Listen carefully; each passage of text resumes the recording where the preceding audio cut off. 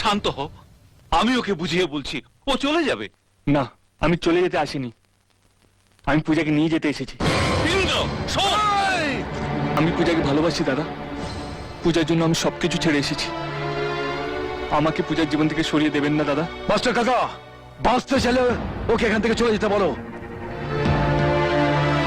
ফাঁসির আসামিকে তার শেষ ইচ্ছের কথাটা জিজ্ঞেস করা হয়, আর আপনি আমার ইচ্ছেটা শুনবেন না? কথা শোনার ছেলে তুমি নও। কি করছিস তুই?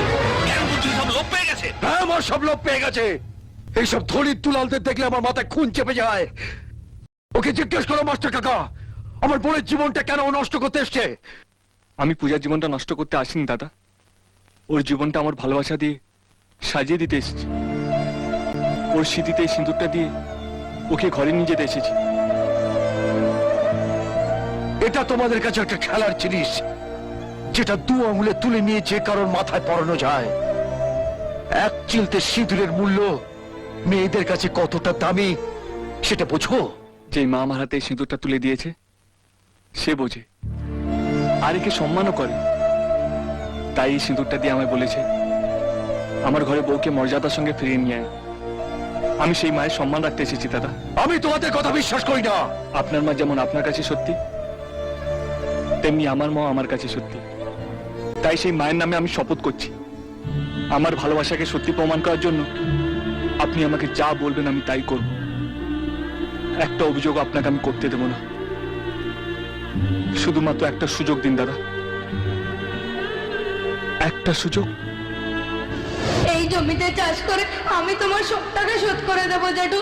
আমাকে একটা সুযোগ দাও জেঠু, আমাকে একটা সুযোগ দাও।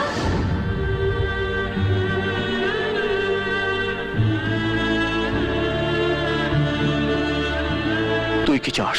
তুমি যা বলবে।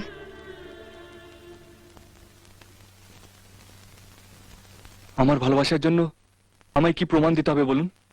একটা সুযোগ আমি তোমাকে দেব। তোমাকে চাষ করতে হবে। 2 বিঘে জমি আমি তোমাকে দেব। যতটা ফসল আমি ফলাবো ততটা ফসল তোমাকে ফলাতে হবে।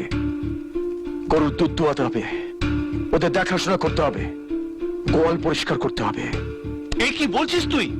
ও কি এসব পারবে? ওকে পারতেই হবে। শুধু বাড়ি থেকে পালিয়ে এলে এটা প্রমাণ হয় না যে ও পূজাকে ভালোবাসে। ওর বাবা চাষিকে ঘেন্না করে, অপমান করে। সে চাষা ভুষো ঘরের মেয়েকে বিয়ে করতে হলে ওকে চাষা হতে হবে, তবে ও পূজাকে পাবে। জিজ্ঞেস করো ওকে পারবে কিনা।